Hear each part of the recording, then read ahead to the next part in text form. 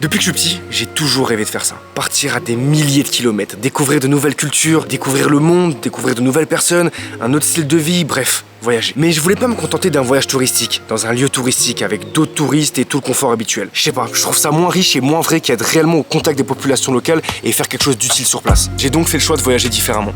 Et c'est comme ça que ce mercredi 7 juin 2022, je me suis retrouvé en plein milieu des montagnes perdues dans le nord de la Thaïlande pour aider à rénover une ferme et accompagner les populations locales dans leur quotidien. Et dans cette série de vidéos, je vais vous raconter mon expérience. Bienvenue dans mon périple. Oh, retour au charbon, putain, gros là ça saigne, par contre c'est chaud, il y a des maladies possibles, frère.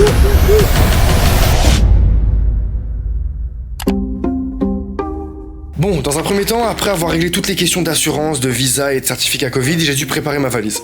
J'essaye autant que faire se peut de voyager léger, donc j'ai pris uniquement l'essentiel, enfin, ce que ma mère jugeait être l'essentiel, c'est-à-dire une demi-pharmacie, une paire de chaussures, des petits encas riches en protéines et en glucides, une lampe torche, et tout ça tenait dans mon petit bagage cabine. Ouais, je suis pas trop fan des valises. Dans la foulée, je suis allé convertir quelques euros en baht, qui est donc la monnaie locale utilisée en Thaïlande, avec un taux de conversion plutôt stable de l'ordre de 36 bahts pour 1 euro, mais je préférais quand même le faire avant de partir pour éviter les taxes sur place et avoir de quoi payer en arrivant. Et je crois que c'est quand j'ai eu ces premiers bahts dans les mains que j'ai commencé à prendre conscience que je partais réellement un mois en Thaïlande, isolé de ma famille, de mes proches, de mes amis, de mon confort habituel, de mes habitudes et plus généralement de ma vie. On est le dimanche 5 juin 2022 et c'est le jour du départ. La MIF, là on arrive à l'aéroport, vous voyez, bah c'est juste là. Ah bah tiens, Santiago de Chili, c'est ce que t'avais dit là. C'est bon, merci beaucoup, au revoir, bonne journée. Bon là par contre j'ai un tas de liquide, on a des sérums physiologiques. Ce qu'il y a ici c'est bon? Ouais, là on a eu le droit à une petite fouille avec la demi-pharmacie que je transportais dans mon sac. La dame elle nous a demandé si on allait revendre des médicaments là-bas. Non, peut-être elle s'est demandé si on faisait pas un business. On lui a expliqué que non, qu'on allait rénover une ferme en Thaïlande. Et là j'avoue elle nous a un peu terminé. Ouais non, clairement elle nous a pas cru. Madame propose de retourner en Thaïlande dans un village. Là on va dans un chantier dans les montagnes pour rénover une ferme. Ah, vous allez rénover une ferme. Ouais. Vous pensez qu'on n'est pas capable? Le jugement. Là vous êtes dur là. Là on part avec un coup dur déjà. Ramassez le bac déjà, ça sera déjà un bon point. Madame, bonne journée à vous, bon courage. Au revoir. Bon, c'est un premier coup dur là déjà le jugement qu'on a. Oui. Est-ce que vous pensez qu'on est capable? Parce qu'elle pense qu'on n'est pas capable. Bangkok, 16h20, juste là. Une fois l'enregistrement et les fouilles terminées, venait l'étape de l'embarquement et les 12 heures de vol qui s'ensuivent.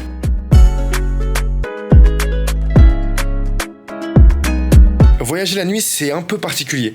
J'ai pas beaucoup réussi à dormir, faute d'avoir trouvé une position confortable dans laquelle j'aurais pu m'assoupir.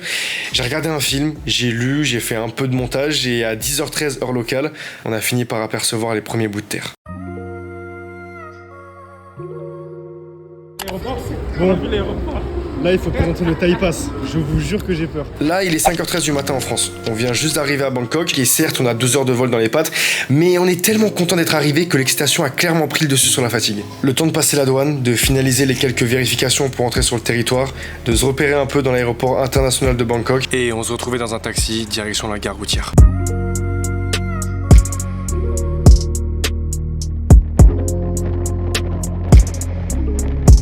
Ok, bon là pour vous compreniez, pour vous résumer un peu la situation, le taxi nous a posé au mauvais endroit, à plusieurs kilomètres de la gare, et on a dû se repérer à l'aide de nos connaissances pour trouver notre fameux bus qui allait nous emmener dans la ville de Chiang Mai. Mais autant vous dire que nos connaissances étaient proches de zéro, donc on a tenté de demander à des locaux. We're looking for a bus to Chiang Mai.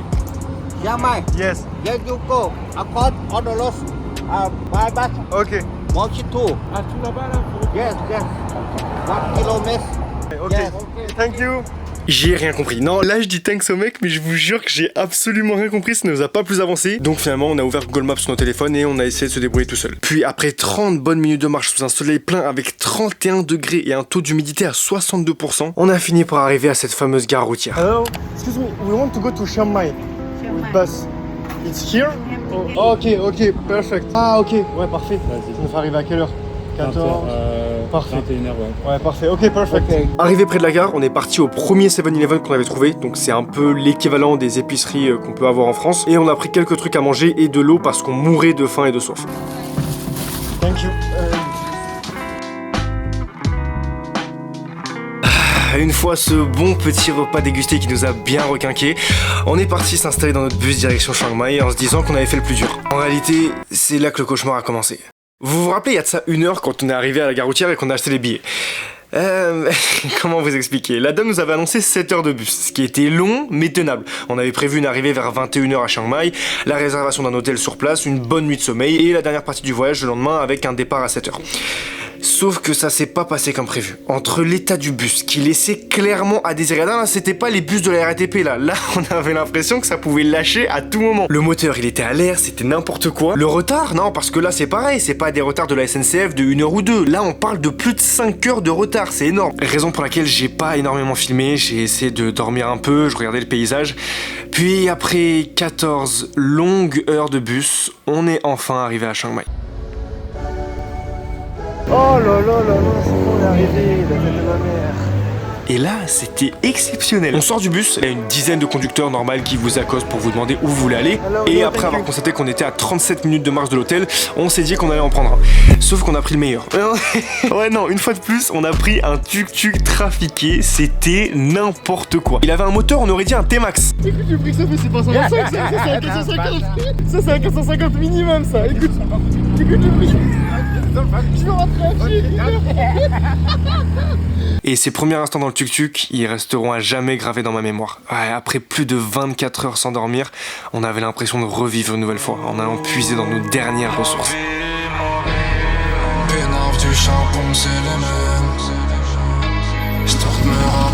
Thank you man, have a good day, bye bye. Mais c'est pas tout, non, parce qu'une fois que le tuk-tuk nous avait ramené devant l'hôtel dans lequel on devait passer la nuit, bah on s'est tout simplement rendu compte que l'hôtel était littéralement vide. Y'a personne. J'ai envoyé un message au premier numéro là, j'envoie.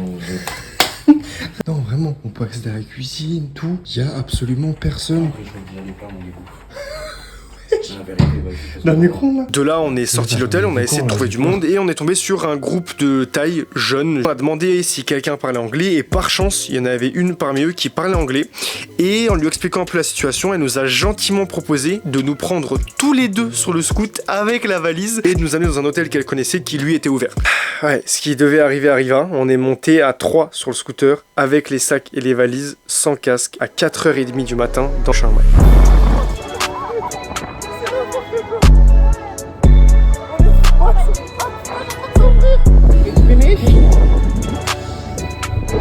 C'est la merde, c'est la merde. Elle a bu. Non, on est foutu là, on est mort. La vapeur elle a. Elle est chaude. Finalement, on a réussi à obtenir une chambre gratuitement pour quelques heures parce que du coup, on devait se lever le lendemain à 6h du matin. Donc là, il était à peu près 5h du matin, le temps de se doucher et de se poser, il devait être 5h30. Donc ouais, on devait se réveiller littéralement 1 heure plus tard. Amif, tout est bon, là on est installé, il est actuellement, vous pouvez le voir, hein, sous le téléphone de l'ami Doux, 5h, ah merde, il y a une photo de, c'est pas grave, c'est pas intime, 5h57 du matin, non 6h, oh non, il est 6h du matin, on se lève dans 1h30 là, parce que du coup il y a une autre personne, un autre... Mais frère, wesh. On se lève, attendez, on se lève dans 1h30 parce qu'il y a... Putain, c'est cool, il fallait même pas coucher. Il y a Samart qui vient nous récupérer là. Et demain on monte... Ouais, ça va être la merde là. Mais bon. C'est bon, ça y est, viens pas. Eh, viens pas. Rénov ta ferme toute seule. Tu vas te démerder, Non, c'est dur, je vous jure que c'est dur. En vrai, de base, on y va pour ça, on est content et tout. Mais là, on a rien dormi là. C'est pour ça qu'on est forcément un peu sur les nerfs, quoi, fleur de peau. Mais tranquille. Bisous la nuit, tout est bon. Ok, bon là on a quitté l'hôtel en urgence, c'est n'importe quoi, c'est mieux qu'on n'en parle même pas parce que là on est dégoûté. On a quitté l'hôtel en urgence, en fait le réveil ils ont pas sonné et là on est du coup dans le train, dans le bus local et on se dirige vers Mae Wang pour rejoindre une personne qui nous attend, qui va nous déposer ensuite au petit village, bref. Laissez tomber, c'est n'importe quoi. Et voilà, après toutes ces péripéties, on se retrouvait enfin dans un truck direction notre petit village perdu dans les montagnes du Nord. Je sais pas ce qui se passe dans ma tête. Parfois, je voudrais sauver la terre. Parfois, je voudrais la voir brûler. Ça va pas trop, je roule en terre. Trop de haine pour 9 mètres carrés. Tristesse, faut pas calculer. Parfois, peur de demain. Peur de tenter la vie. Parce qu'on a grandi. Et ma haine aussi. J'hérite dans le bout qui bat. Un peu de tendresse, j'y pas. Non car j'ai le cœur qui bat. Après 4-5 bars. Après 4-5 bars, je me vis dans le cul du superficiel. Je regarde le ciel, j'attends l'orage. Dans le prochain épisode. Tu fais le natif là. Non, On est matin, et oui, jet lag, de fou dingue. Je vais vous montrer là où on dort, donc notre chambre. Savoir qu'il y a que de l'eau froide. Mais ici, c'est là où il y a des cultures. C'est une dinguerie. Après, c'est des bananiers, il y en a vraiment. Le regard dans le vide, milliers de ronds pour trouver la vue. J'ai le stup dans le dos. Sur les fesses, ça bouge.